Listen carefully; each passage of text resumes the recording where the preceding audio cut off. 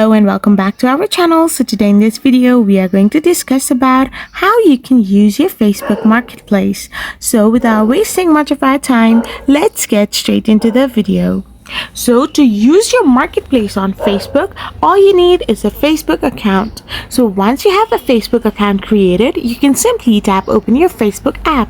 So once you open it, you will end up in this kind of interface where you can see an home-like icon.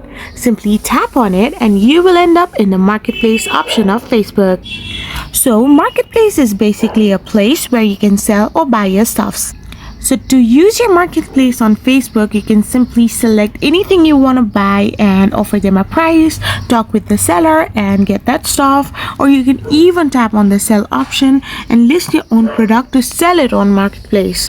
So by doing this, you can even have some side income by selling your stuffs, and after you do so, you can simply use your marketplace on Facebook. I hope you found this video helpful, so don't forget to hit that subscribe button and do give us a thumbs up.